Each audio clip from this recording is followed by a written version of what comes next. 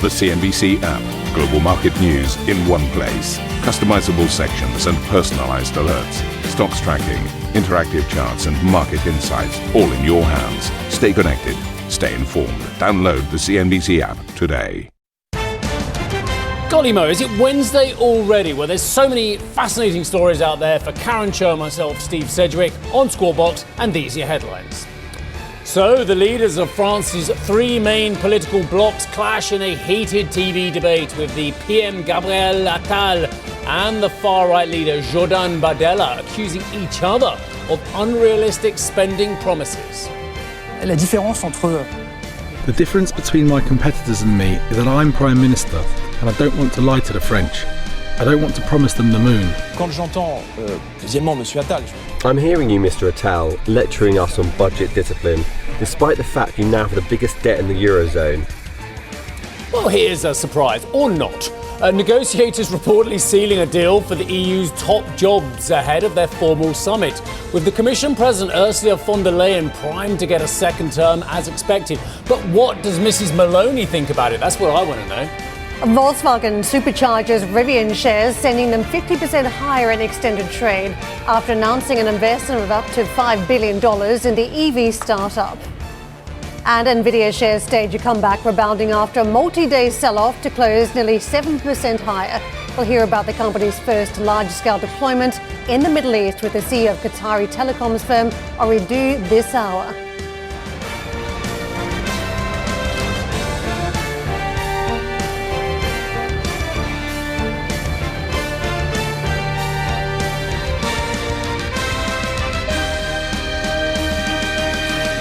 I love my first headline because you could take out Gabriel Attal. Good morning, Karen. Sorry. Good morning. I'm animated because of England's great performance last night. Best defensive record in the Euros yet. Oh, shut up, you lot of naysayers. Right, OK, so Gabriel Attal and Jordan Bardella accusing each other of unrealistic spending promises. We'll come to Charlotte in a few moments' time. But the point is, you could take out Bardella and Attal and you could put in Sunak and Starmer. Or you could take out Sunak and Starmer and you could put in Biden and Trump. It is the same story everywhere. Anyway, as important as that, and we'll come to it briefly now.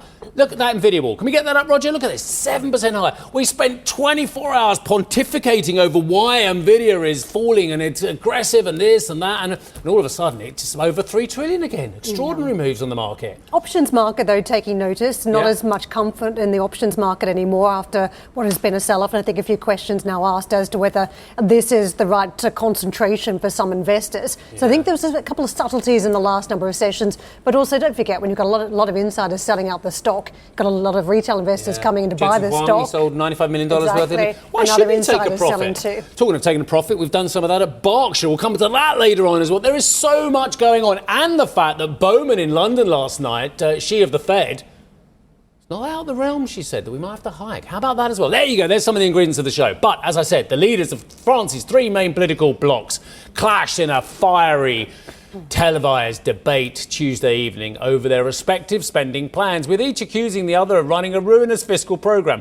Could otherwise be called France, couldn't it? The debate was the main public showcase ahead of France's parliamentary elections, with the first round of voting this Sunday. I say France, it could be the UK, it could be the US. The budget deficits, Charlotte, good morning to you, are absolutely everywhere. Here's the thing.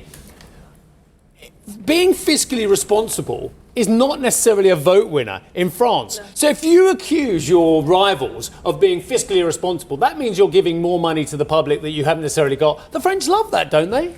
And it's really interesting that the markets have been so nervous about potentially the far right or the far left coming into power. And actually, that's the line of attack that they're using against the current government. So they're turning things on their head. That's really been the line that we heard yesterday, this first debate that was last night, a three-way debate just 5 days before the first round of this parliamentary election. And it was about seeing those potential prime ministers discussed. So you have Gabriel Attal, the current prime minister for President Macron's party, Jordan Bardella of the far right, But for the left, actually, we don't really know who would be prime minister. So it was Emmanuel Bompard, one of the leaders of La France Insoumise from the left-wing bloc.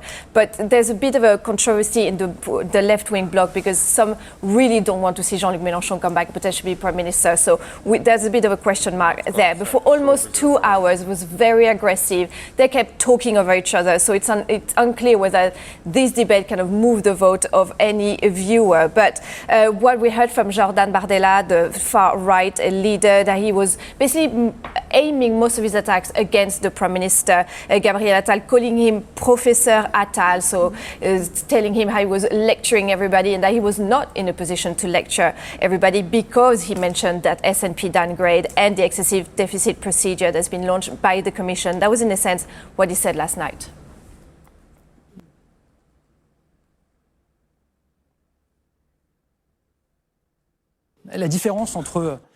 The difference between my competitors and me is that I'm Prime Minister and I don't want to lie to the French. I don't want to promise them the moon. I don't want to make them believe that everything can magically be financed. I'm proposing a plan that's serious and credible, and a two-axis spending plan. Earn more and spend less. I'm hearing you, Mr. Attal, lecturing us on budget discipline, despite the fact you now have the biggest debt in the Eurozone and you've created a public deficit of 5.4%. That's according to estimates from the International Monetary Fund, and as we speak, the European Commission has just opened up a deficit procedure against us. When you hand the rich of this country the gifts that you have, they put that money into their savings account and it doesn't go towards boosting the real economy. So yes, we have to raise the minimum wage, contrary to argument that it will bankrupt the economy. I'm sorry, but every time we raise the minimum wage, they make the same arguments. So it's a bit of an interesting moment when they talked about the pension reform again and again, this totemic reform that comes back on the table. The far-right Jordan Bardella had said previously that they would completely scrap it. And then last night, he's been struggling recently about explaining what the reform would be, that it might change, that eventually they would do it, but not. And so last night he was put on the spot. And so he explained that actually someone who's 24 years old today would retire at 66 years old. So it's actually later than the current pension reform. So he was a bit caught on the spot there. And Gabriel Attal suddenly pointed at this. For the far left, as you just heard, they talk about increasing the minimum salary to 1,600 euros net from 1,400 now. And so again, we heard from Gabriel Attal talking about, okay, so you want to block minimum, block the price on some basic goods, for example. Say, so a baker will have to increase the salary of some of its workers, but cannot increase the prices of its own goods in its own shop. So how do you make this work? So there was really a deep drill into all the economy. But here again, does that move anything in the polls? The latest poll from last night showing the Rassemblement National actually still having the momentum on their side with 36% of voting intentions, the far left at 28%, and Emmanuel Macron's party at 21% of the vote. So still looking like no one will have an absolute majority. And if what we saw in the debate last night is going to look like that in the National Assembly, it's going to be trouble for a long time in France. Yeah, and for our US viewers who are confused at the moment, this is how the French do it. They have a 38-year-old, a 28-year-old and a 35-year-old trying to be Prime Minister, yeah? Mm-hmm. As opposed to a 78-year-old and an 81-year-old in the States trying to be President. I just make the point. Louis Sattelmeyer is a PhD researcher at Sciences Po. Louis, good morning to you, sir. You would have watched the debate like Charlotte did. I must be honest, I was watching a little bit of England football. I don't know if I did the right thing. But the point being is here, the fiscal responsibility.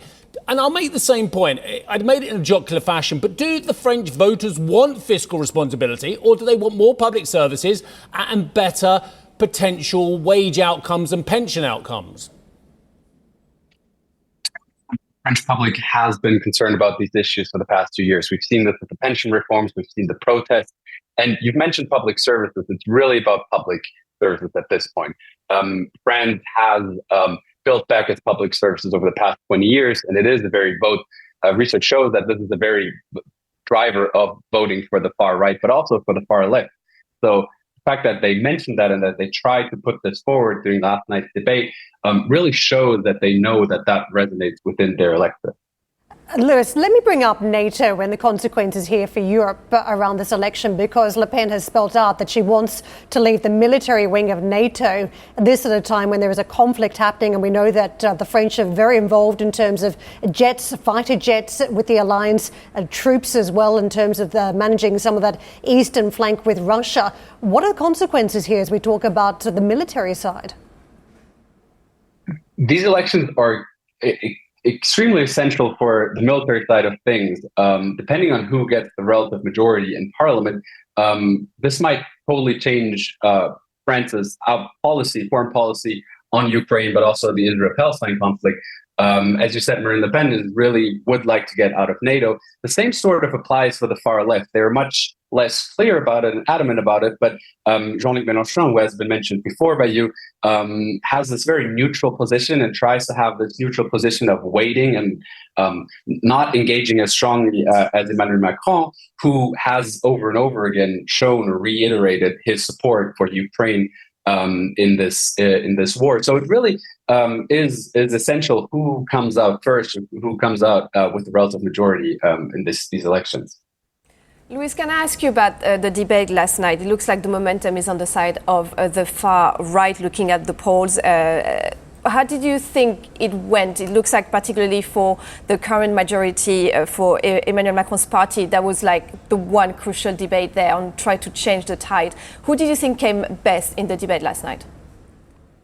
It was a very crucial debate for them. I would say usually Gabriel Attal is a very good debater. I found it a bit lacking last night. It was a very unstructured debate to begin with. It's really hard to tell who came up first in this debate. They all scored really, really good points. I think they scored good points with their respective electorates. Again, these debates usually are not vote decisive. They reinforce vote choices. So I think they all made really good points for their respective electorates. But it's hard to tell whether this really helps them in terms of the polling. And again, the polling in France is quite intricate. They have a two-round electoral system for the parliamentary elections, and the 36% of the Rassemblement National at this point does not mean that they will also come up with 36% of the seats. They will have runoff elections for most of the second rounds, which might turn this on its head again. It looks like the far left is actually catching up in the polls, and more last night it was Manuel Bompard who wouldn't be prime minister. There's a bit of a question mark of who would be prime minister for that bloc. But there's also concern about their own program that could be even more expensive than the one from the far right economically. So how did you feel like the candidate yesterday did in the debate, and did he explain and kind of manage to put down some of the fears potentially when it comes to the economic program? I think he did. I think he was relatively clear. They were the first party, first alliance of parties to come up with the numbers for their program, which seemingly adds up. 300 economists have signed a tribune saying that this is a valid program. Amongst others, Esther Duflo, who is a winner of the Nobel Prize in Economics, Thomas Piketty, who was one of the star economists in France. So I think last night he made the points that this is a feasible project, even though he got attacked by Attal on some of these numbers. But contrary to the other two parties, these propositions were at least validated by some.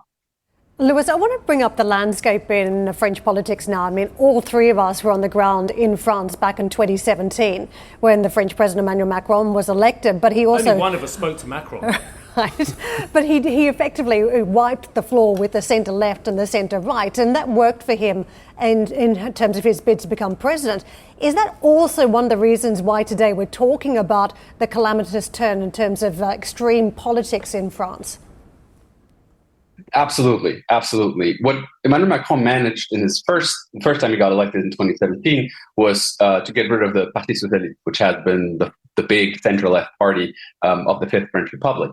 And then in the last elections, what he managed was to sort of swallow Les Républicains, which has been the centre-right, the big centre-right party of the French party system. So now we're left with the far-right party, a left-wing alliance, and this centrist conservative party of Emmanuel Macron.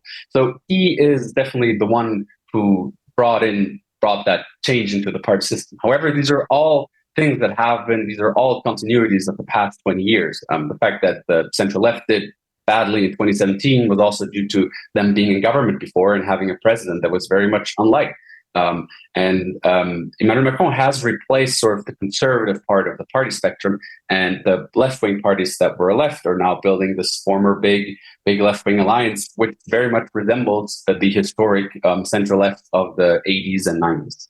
Lewis, thank you very much for joining us. Lewis Sattermeyer with us, PhD researcher, Sciences Po. And I think that wave that we all saw back in 2017 was extraordinary, wasn't it? But it was a very new movement. And that was the problem. It came through and with such speed and force, and everybody was on board Macron's agenda change. But they've quickly sort of fallen off along the way. And now we're looking at the consequences of the destruction of that wave in some ways for the centre ground. And that's the thing. The populist vote has been rising in many parts of the world, but certainly Macron arrived and destroyed all the opposition. The traditional Socialist Party, or Les Républicains, which is centre-right, centre-left, they both collapsed because some joined the group. And so what happened is that the natural opposition became the far-right and the Rassemblement National. And that's what we end up in this situation today, is that it's given them that momentum as well. There was this vacuum of, if you didn't want Macron, then you vote for them. And now we see the result in the polls. I do remember at the time having the sense of what comes next after this. There has to be something. Charlotte, thank you very much. The European Union's three main political groups have reached an agreement on who will hold the bloc's top jobs following this month's elections, according to three CNBC sources. Well, Sylvia has been investigating and has more for us. Sylvia. That's right, Karen. Yesterday afternoon, I spoke to three European officials who confirmed that the three main political parties have come to an understanding that these will be the next leaders of the European institutions. No surprise in the names, but indeed we have the likely president of the European Commission as Ursula von der Leyen. When it comes to the head of the European Council, that's likely to go to António Costa, the former Prime Minister of Portugal, and Kaja Kallas is on track to become the next foreign policy chief for the EU. Now, when the leaders had their first discussion on who should be getting which position last week, the EPP, the Conservative family, had actually suggested they should get the second mandate of the European Council presidency. However, the understanding that they have at this stage is that they are going to go with António Costa, so a member of the Socialist family, for the first mandate of the European Council. And after the end of those 2.5 years in the mandate, they will decide whether António Costa will remain in the seat or whether they're going to choose someone else. Now, this is the compromise among the three main political groups. That's the Socialists, the Conservatives, and the Liberals. But if you ask me, is everyone happy? Well, clearly not. I want to show you this comment from the Prime Minister of Hungary. He expressed his disapproval about this agreement among the three main political groups. There's also the question mark about what Giorgia Meloni is going to say at the summit. Of course, the Prime Minister of Italy has previously expressed her disappointment as well with how these conversations are going. And I asked one of my sources yesterday what she's likely to do at the summit, whether she's going to approve these names. And that source suggested that Meloni wants to be constructive and therefore suggesting that she will be accepting these names. Having said that, we cannot exclude the possibility that both Orban and Meloni might raise some issues at the summit. Ultimately, though, not much they can do, because when you think about how many leaders are in the European Council, it is clear that the Socialists, the Liberals, and the Conservatives have a huge majority. So they might not make a difference tomorrow at the summit. However, it still remains to be seen whether these three names will be approved by the European Parliament. That's going to happen during the summertime. Of course, we'll keep a close eye on how these conversations will unfold in Brussels. But guys, at this stage, we are on track to see quite a successful summit to some extent when it comes to deciding the top jobs. But there will be other topics for debate in Brussels. Sylvia, just very simply, what date was the election? June the 6th, yeah? Between the 6th and the 9th, yes. All right. Where there was the centre held, but there was a big swing to the left and to the right within the broader voting. When did you first hear that the names of Costa, Kallas and von der Leyen were the shoo-in for these three jobs? 2 months ago? 3 months ago? We reported on it on May the 9th. Right. So regardless of the results of the election, everybody kind of knew who the three top jobs were going to go to. Does that appear... I mean, it's easy to have sympathy on this occasion with Orban, with Meloni, and those voters who say it doesn't matter how we vote, they're going to do what they want.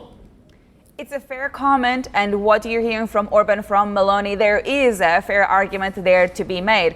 However, these three parties did come together and they do have a majority in the European Council. And this is why I'm suggesting that it might not be the end of the process, because these names also need to be approved by the European Parliament. And that's where you see the outcome of the European elections at its best, really. It's better represented at the European Parliament. That's where the Conservatives, the ECR, that's where the far right will have to be approving these names. And let's not forget that when it comes to approving the president of the European Commission, that vote is secret. So they might say, okay, yes, I'm going to vote for von der Leyen, but then they might get there and not vote for her. So ultimately, though, even if we see an approval by the heads of state tomorrow in Brussels for these three names, it is not guaranteed that they will also be approved by the European Parliament. Yes, it is likely, but it's not guaranteed. Got it. Thank you very much. Fascinating as ever and brought to life by your great coverage. Thank you. Right, coming up on the show, VW supercharges Rivian shares. They really did, adding as much as $5 billion to the EV maker's market cap. This is really interesting. We'll discuss this next. Plus, Berkshire Hathaway cashes, it doesn't cash out, it sold some shares in competitor BYD, further trimming its stake, yes, absolutely, in one of its most lucrative bets. So we'll look at why next.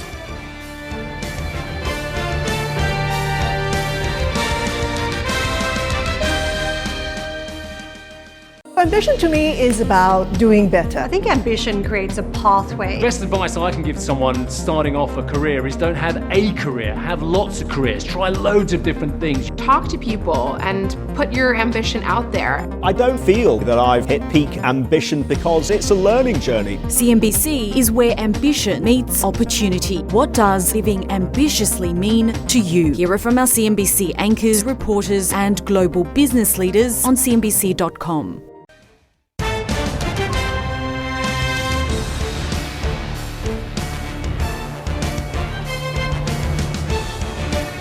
Don't you just love it when a Fed governor says something different? Thank God for that. Fed Governor Michelle Bowman has said that rate hikes may still be necessary if inflation stays elevated. It's entirely logical what she said, and it's nice to hear it. Bowman, who is a voting member of the FOMC this year, said cutting rates too soon could risk a resurgence in price pressures. I think we've seen that. Was it Australia or Canada? They've had a bit of a problem with that, which would then need to be met with an increase in borrowing costs. Now, Bowman also said she doesn't expect any rate cuts this year. Wow. Arabile, good morning to you, old sausage. Yeah, good morning, Now, look, Steve. the vicious rotation we're seeing at the moment was once again exemplified by the last 2 days' moves. I thought you were talking about the number of reporters that have been on set so far, that it's that rotation that we're talking about. But no, yes, that too. There is. But look, even though we're talking about a rotation, Nvidia has made sure that it wasn't going to be denied, right, on a fourth consecutive day of declines. In fact, it managed to move higher, which actually made sure that the indices, both the S&P and the Nasdaq, also managed to move up 1.25% higher, in fact, for the Nasdaq. Despite the rotation, it hasn't actually went down to the small cap stocks, which for the year are actually just a little bit lower than the rest of the market. So very interesting to note there. Dow Jones, however, losing almost 300 points then in today. Like I said, it was Nvidia. It was all about the tech players, with even Alphabet managing to pick up 2.7% and Meta up 2.3%. This is pretty much what you saw out of the tech players then yesterday. Microsoft just marginally up there as well. So to Amazon, 0.4% higher. Of course, big question marks then around this tech space and whether it will continue its surge higher. On the Asian market front, then Asian stocks a little bit mixed today. Australia's inflation data has been one to look out for, climbing for a third straight month there, but the index itself has been dragged down then by non-energy minerals as well as retail trade stocks. Overall, the rest of the market, the Shanghai Composite, managing to inch higher there, while the Nikkei 225 then gaining more than 500 points this morning. Out of Europe then, yesterday European stocks closed lower, failing to recover, even though US sentiment did manage to pick up following on from that tech move higher. Of course, seems like today, however, we might find a rebound, especially to start things off, with the DAX perhaps moving the most to start the day's trading. Karen. Arabile, thank you very much for that. Volkswagen and US EV maker Rivian have entered into a joint venture to share EV architecture and software.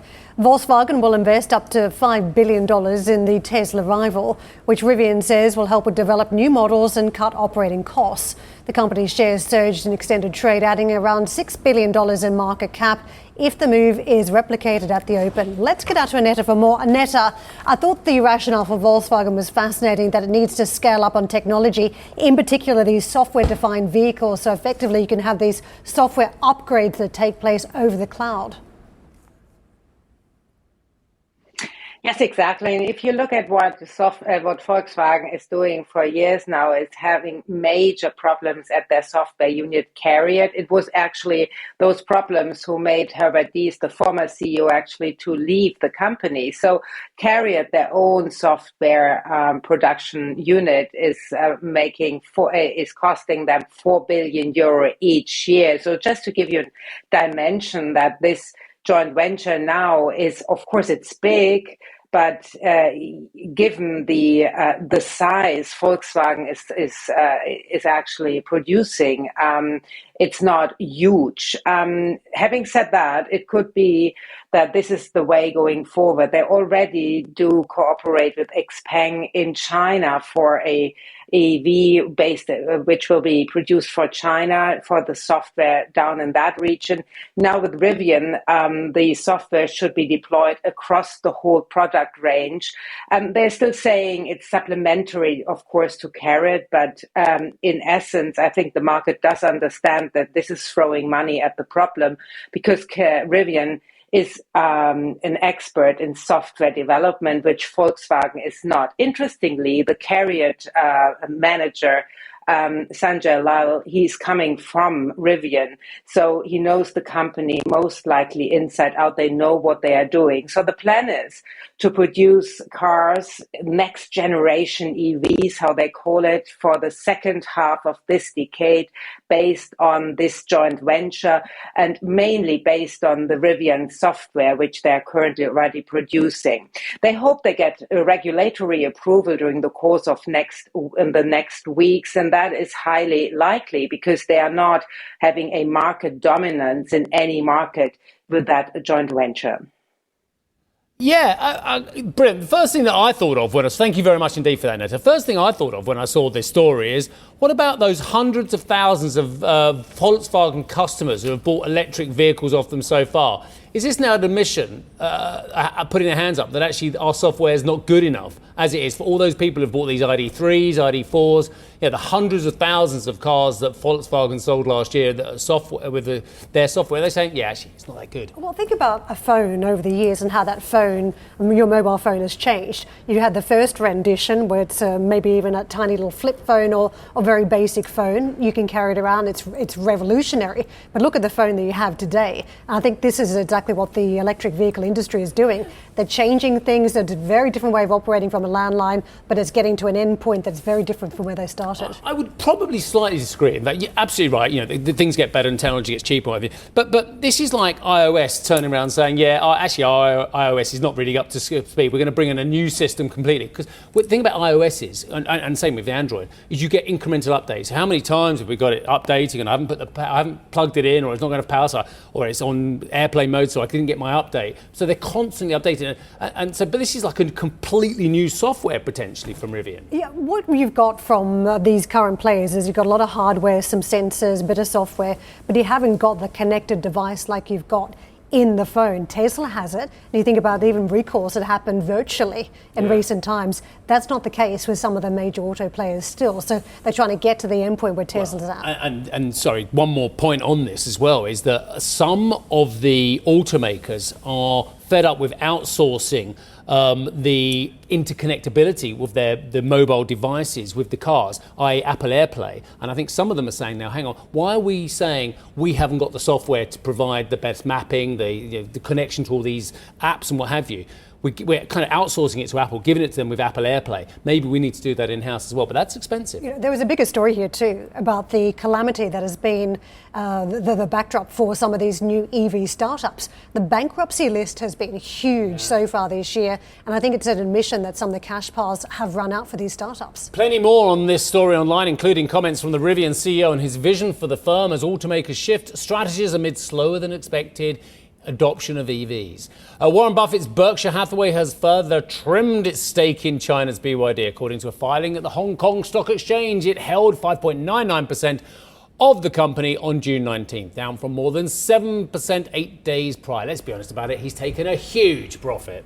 Thank you for listening to Squawk Box Europe Express. For more market-moving news, you can head to CNBC.com. Or join us again on the show with Steve Sedgwick, Karen Cho, and myself, Arabi Lekumete, weekdays on CNBC.